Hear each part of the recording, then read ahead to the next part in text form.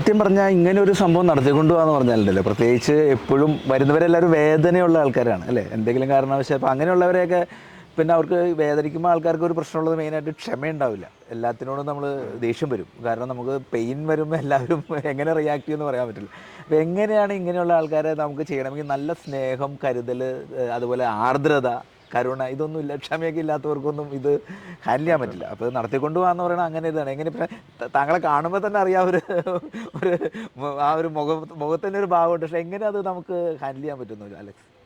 അതെന്ന് പറഞ്ഞു കഴിഞ്ഞാൽ ഞാൻ എപ്പോഴും പറയും, ഇപ്പോൾ വീട്ടിൽ നിന്ന് എന്നാ പ്രശ്നമായിട്ട് നമ്മൾ ഇറങ്ങിയാലും എനിക്കിവിടെ വന്ന് കയറുമ്പം ഒരാളെ കണ്ടു കഴിയുമ്പോൾ, ഈ പ്രായമുള്ളവരെ കണ്ടു കഴിയുമ്പോൾ തന്നെ എൻ്റെ എനർജി ലെവൽ കൂടുക ചെയ്യുന്നത്. ഒരിക്കലും താഴോട്ട് പോകാറ്. സന്തോഷം തോന്നുന്നത്. സന്തോഷം എന്ന് പറഞ്ഞു കഴിഞ്ഞാൽ അതിനകത്ത് എന്നാന്നറിയാം, ഇപ്പം ഇപ്പം ജയമോൻ ചോദിച്ചോ അല്ലേ, ഇവരെല്ലാം ഒരുപാട് കഷ്ടപ്പാടും ദുരിതവും വേദനകളും സങ്കടങ്ങളും ഒക്കെ ഉള്ളവരും ഇത് അനുഭവിച്ചേച്ച് വരുന്നവരും. പക്ഷെ ഇവിടെ വന്ന് കഴിയുമ്പം ഈ professional care, qualified nurses attend ചെയ്യുന്നതിൻ്റെ ഒരു കെയർ കമ്പാരിറ്റീവ്ലി ഭയങ്കര വ്യത്യാസമാണ്. കാര്യം ഞാൻ പറഞ്ഞല്ലോ, ഇപ്പോൾ പ്രഷറും ഷുഗറും നോക്കി വെച്ച് ഇത് ചെയ്യുന്നു. അപ്പം ദേ ഫീൽ മച്ച് ബെറ്റർ. ഞാൻ പറയുന്ന ഇപ്പോൾ വീടുകളിൽ പ്രഷറിന് മരുന്ന് ആവശ്യമില്ലാതെ നമ്മൾ രാവിലെ കഴിച്ചു കഴിയുമ്പോൾ നമ്മൾ പ്രഷർ അത്രയും കാണത്തില്ലെന്നേ. പ്രായമുള്ളൊരു മനുഷ്യന് ചിലപ്പോൾ അന്നത്തെ ദിവസം അത്രയും ബ്ലഡ് പ്രഷർ ഇല്ലെങ്കിൽ മരുന്ന് കൊടുത്തു കഴിഞ്ഞാൽ വാട്ട് ഹാപ്പൻസ് ഇസ് ഭയങ്കര വീക്ക് ആവുക. അപ്പോൾ ഇവിടെ എന്ന് പറഞ്ഞാൽ അവരുടെ energy levels are much better. Daily കുളിപ്പിക്കുക, കഴിക്കുക, ഫുഡ് കൊടുക്കുക, ബാലൻസ്ഡ് ആയിട്ടുള്ള ഡയറ്റ് കൊടുക്കുക, ഒന്നിനും റെസ്ട്രിക്ഷൻ ഇല്ല എന്ന് പറഞ്ഞു കഴിഞ്ഞാൽ മധുരം വേണ്ടവർക്ക് മധുരം കൊടുക്കും, അന്ന് ഇച്ചിരി ഇൻസുലിൻ കൂട്ടി കൊടുക്കും എന്നുള്ളതേ ഉള്ളൂ.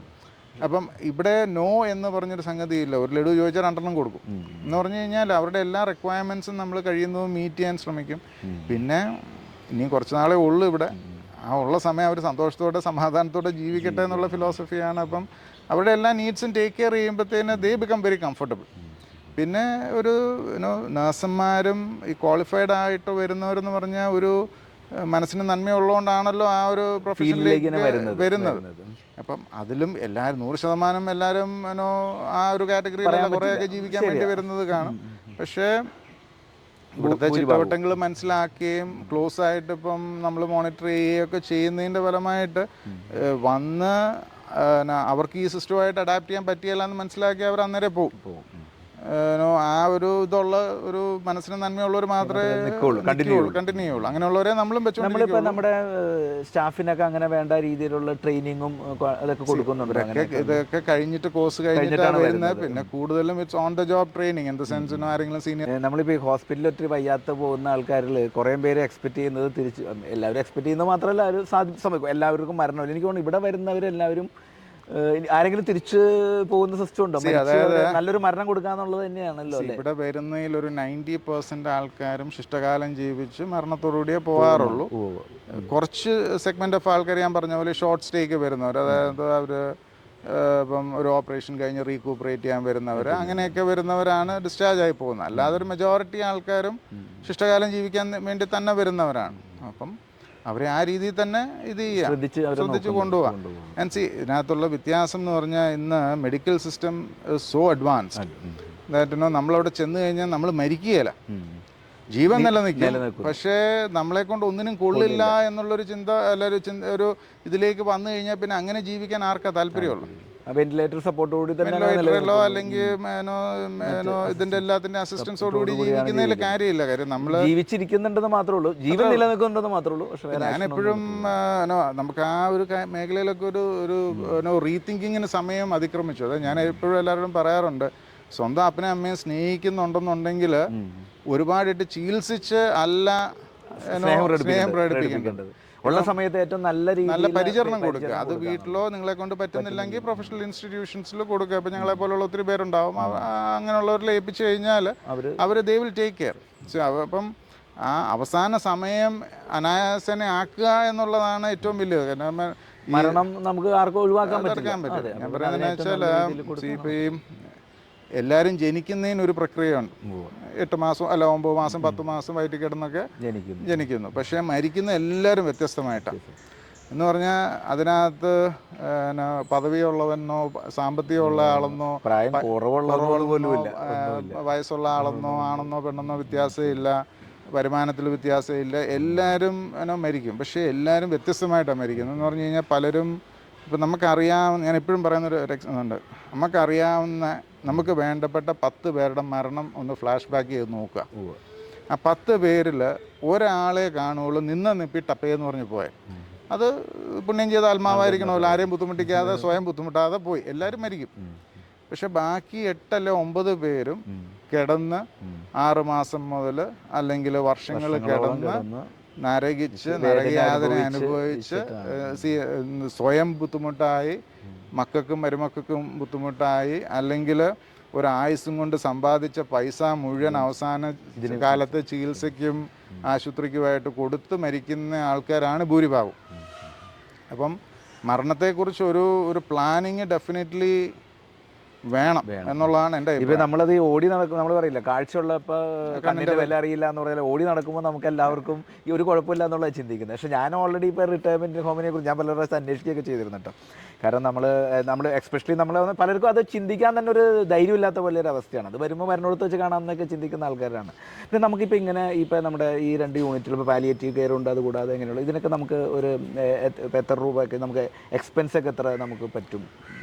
ഞാനിതൊരു ചാരിറ്റബിൾ ട്രസ്റ്റായിട്ടാണ് ഞാൻ ഫോം ചെയ്തേക്കുന്നത്. അപ്പം ഞാൻ ഇപ്പോൾ ഒരു ലോങ് പീരീഡ് ഓഫ് ഇതിന് ശിഷ്ടകാലം ജീവിക്കാൻ വരുന്നവരാണെങ്കിൽ 29,500 ആണ് മന്ത്ലി ചാർജസ്. അതിനകത്ത് rent, nursing care, food, laundry, doctor consultation, physiotherapy, അങ്ങനെയുള്ള കാര്യങ്ങളെല്ലാം ഇൻക്ലൂഡഡ് ആണ്. നോർമൽ മെഡിസിൻ മാത്രം, മെഡിസിൻസും കൺസ്യൂമബിൾസും, ഡയപ്പർ, അണ്ടർപാഡ്, അത് എക്സ്ട്രാ വരും. ബാക്കിയെല്ലാം ഇതിനകത്ത് നഴ്സിംഗ് പ്രൊസീജിയേഴ്സും ഒക്കെ ഇതിനകത്ത് ഇൻക്ലൂഡഡ് ആണ്. പിന്നെ പാലിയേറ്റീവ് എന്ന് പറഞ്ഞാൽ തീർത്തും വയ്യാണ്ടുള്ള അവസ്ഥയിലൊക്കെ ആണെങ്കിൽ അങ്ങനെയൊക്കെ 32,500. അപ്പം ഇപ്പം പലപ്പോഴും ആ ഒരു അഫോർഡബിൾ റേഞ്ചിലാക്കണം. കാര്യം വീട്ടിലൊരു ഹോം നഴ്സിനെ നിർത്തണേ തന്നെ 10,000. എനിക്ക് തോന്നുന്നു അങ്ങനെ നോക്കിയാലും മാത്രമല്ല ഇപ്പം മെയിൻ കാര്യങ്ങൾ ഇപ്പോൾ വീട്ടിലൊരു ഹോം നഴ്സിനെ നിർത്തിയാൽ ആ കാശ് വരും. മാത്രമല്ല കെയർ അവർക്ക് അറിയില്ല എങ്ങനെ ചെയ്യാൻ, കെയർ ഇല്ല. മാത്രമല്ല അവർക്ക് ചെയ്യാൻ പറ്റുന്ന റെസ്ട്രിക്ഷൻസ് ഉണ്ട്. നമ്മൾ ഒത്തിരി സ്റ്റാഫും ഡോക്ടേഴ്സും എല്ലാ സേവനം വെച്ചിട്ടാണ് നമ്മൾ ചെയ്യുന്നത്. ഇവിടെ എന്ന് പറഞ്ഞാൽ ഷിഫ്റ്റിലാണ് നഴ്സസ് കയറുന്നത്. അപ്പോൾ അതിൻ്റെ ഗുണം എന്നാന്ന് ചോദിച്ചാൽ അവരും ഫ്രഷ് ആക്റ്റീവ് ആയിരിക്കും. പേഷ്യൻസ് റെസിഡൻസിനെ സംബന്ധിച്ചോളം പുതിയ മുഖങ്ങൾ കാണുമ്പോൾ അവർക്കൊരു സന്തോഷം വേറെ. മറ്റേന്ന് പറഞ്ഞാൽ ഒരാളെ തന്നെയല്ലേ കണ്ടുകൊണ്ടിരിക്കുന്നത്. മാത്രമല്ല അവർക്കും ഒരു ലിമിറ്റ് ഉണ്ട്, 24 hours എന്തായാലും അവർക്ക് നോക്കാൻ പറ്റില്ല. അപ്പോൾ അതിൻ്റെതായ പ്രശ്നങ്ങൾ വരും. അതെ, അത് തീർച്ചയായിട്ടും അങ്ങനെയുണ്ട്. ഇത് എല്ലാവരും പലരും പല സ്ഥലത്തുനിന്നും അല്ലേ വരുന്നത്. അപ്പോൾ അവർ വരുമ്പോൾ അവരുടെ ഒരു കമ്മ്യൂണിറ്റി അവരെങ്ങനെ അവർ തമ്മിലൊരു സിങ്കൊക്കെ ആക്കി എടുക്കുന്നു, അവർ തമ്മിൽ കൂട്ടായിട്ട് പോകുമോ, എങ്ങനെയാണ്? വാർദ്ധക്യം ഒരു 2ാം ശൈശവം ആണെന്ന് പറയുമല്ലോ, സെക്കൻഡ് ചൈൽഡ്ഹുഡ് ആണെന്ന് പറയുന്നത് അക്ഷരാർത്ഥത്തിൽ കറക്റ്റ്. അതായത് ഞാൻ കോളേജിൽ ഹോസ്റ്റലിൽ നിന്ന് പഠിച്ച ആളാണ്. SB കോളേജിലോ സെൻറ്റ് തോമസ് ഹോസ്റ്റലിൽ നിന്ന് പഠിച്ചതാണ്.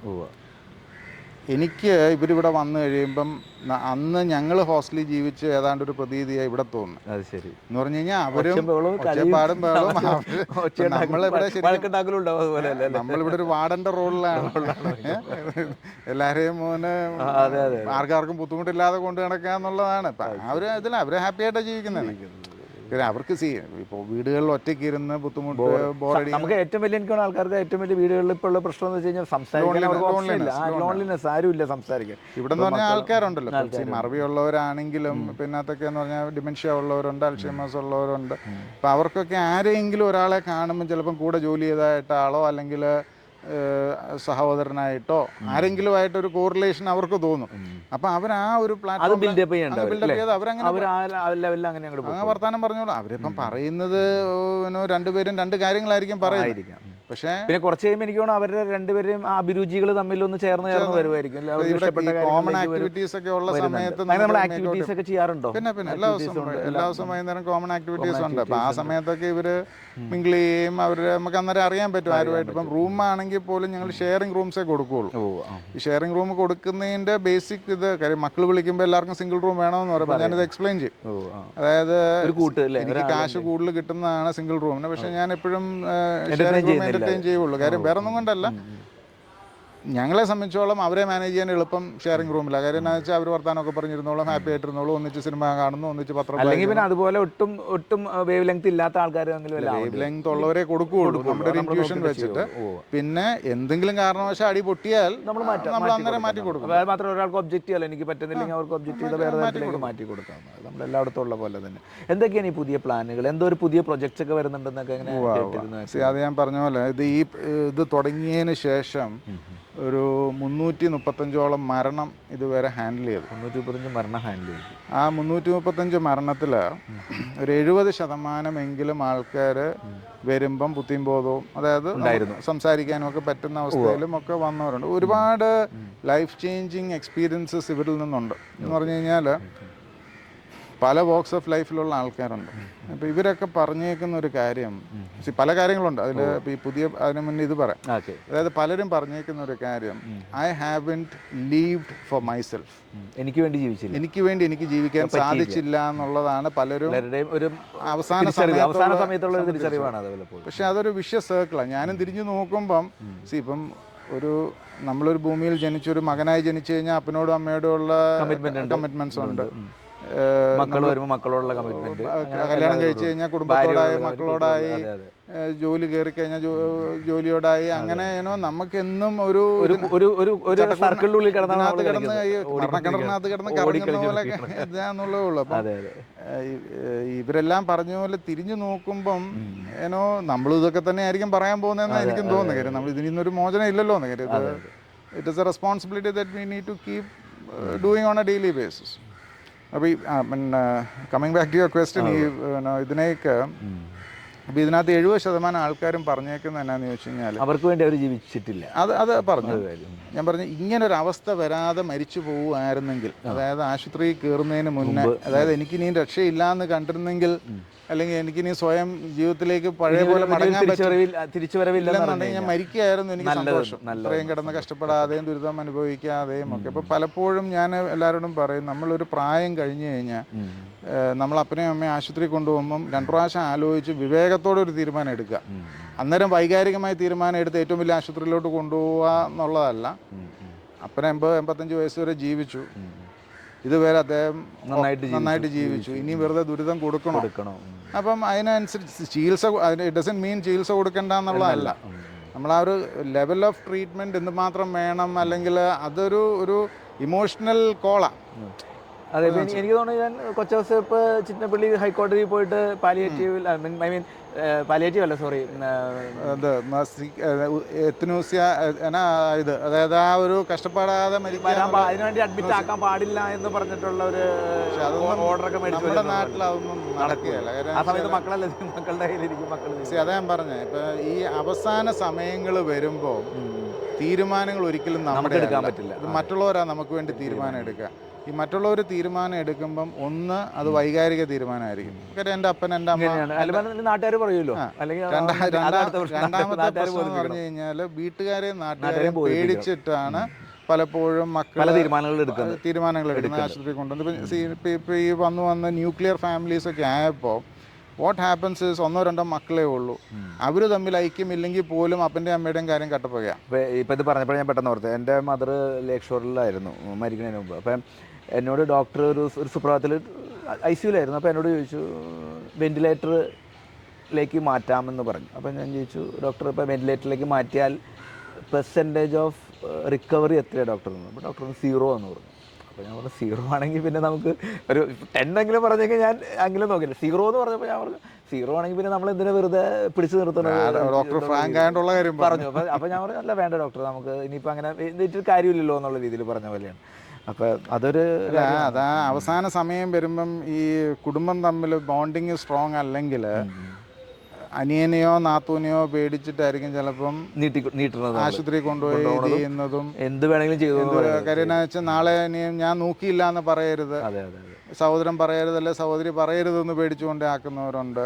അല്ലെങ്കിൽ അയൽവക്കക്കാരെന്ത് വിചാരിക്കും, അവരെന്ത് പറയില്ല, അവൻ അപ്പനവിടെ ഇതുവരെ അവിടെ കിടത്തേക്കാണ് ആശുപത്രി. അപ്പൊ അങ്ങനെ ഞാൻ പറയുന്നത്, അപ്പൊ അവിടെയൊക്കെ നമ്മൾ വൈകാരികമായിട്ട് ചിന്തിക്കരുത്. അപ്പൻ്റെ അമ്മയുടെയും ആ ഒരു ഇത് ആഗ്രഹിച്ച് മാത്രമേ ചെയ്യാവുള്ളൂ. ഇപ്പോൾ പറഞ്ഞു വന്നത് അങ്ങനെയുള്ള അനുഭവങ്ങളിൽ നിന്നാണ് ഞാനൊരു വയോജൻ എന്ന് പറഞ്ഞിട്ടൊരു മെമ്പർഷിപ്പ് പ്രോഗ്രാം സ്റ്റാർട്ട് ചെയ്തേക്കുന്നത്. ഓ അത് ശരി, വയോജൻ. വയോജൻ അതായത് നമ്മൾ തന്നെ നമുക്ക് വേണ്ടിയിട്ട് അവസാന സമയം എങ്ങനെ വേണമെന്ന് ഡിസൈഡ് ചെയ്യുന്നു. It is an end of life care plan. ഓ ശരി. അതായത് ഞാൻ മുൻകൂട്ടി നിശ്ചയിക്കുകയാണ്, എനിക്കൊരു വയ്യായിക വന്നാൽ എന്നെ ഇന്ന കാര്യങ്ങളൊക്കെ ചെയ്താൽ മതി, എന്നെ ഇട്ട് കഷ്ടപ്പെടുത്തേണ്ട. അതിനകത്ത് ഞാൻ ഇന്ന ആളെ ഓതറൈസ് ചെയ്യുന്നു, സിഗ്നേച്ചർ ഫൗണ്ടേഷനെയും അവരുടെ വീട്ടിലെ പുള്ളിക്ക് വിശ്വാസമുള്ള ആരെങ്കിലും. അപ്പം ഞങ്ങൾ രണ്ട് എഗ്രിമെന്റ് പോലെ ചെയ്യുന്നുണ്ടോ? ഉണ്ട്.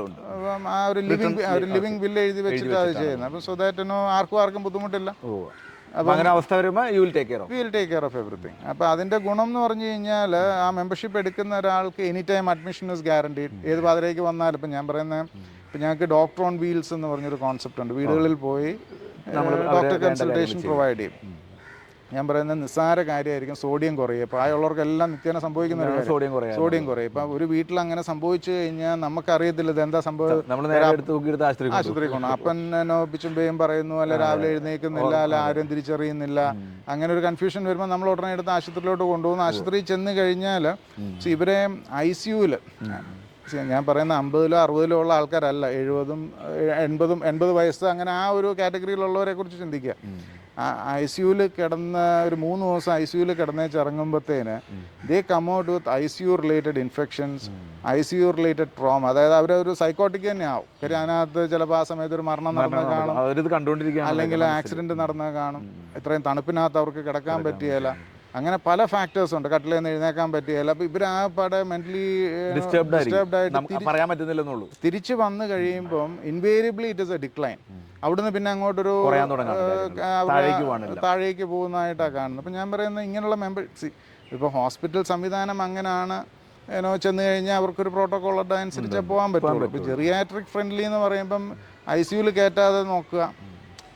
അല്ല, പിന്നെ ചില കാര്യങ്ങൾ നമുക്ക് ആവശ്യമുള്ളത് നമുക്ക് എടുക്കാം, പക്ഷെ ആവശ്യമില്ലാത്ത എല്ലാത്തിനും നമ്മൾ കാര്യമില്ല. ഞാൻ പറയുന്നത് ചികിത്സിക്കേണ്ടെന്നല്ല ഇത് പറയുന്നത്. ഇങ്ങനെയുള്ള ചെറിയ പരിചരണങ്ങൾ ആവശ്യമുള്ള കേസുകളിൽ അത്രയും വലിയ ഇതിലേക്ക് പോകേണ്ട കാര്യമില്ല. അപ്പം മെമ്പർഷിപ്പ് ഉള്ളവർക്ക് they can come to us, we will see what is best possible. അല്ല അറ്റ്ലീസ്റ്റ് ഹോസ്പിറ്റലിലേക്ക് പോകണമെങ്കിൽ ഇൻഫോംഡ് ആയിട്ട് പോവാം.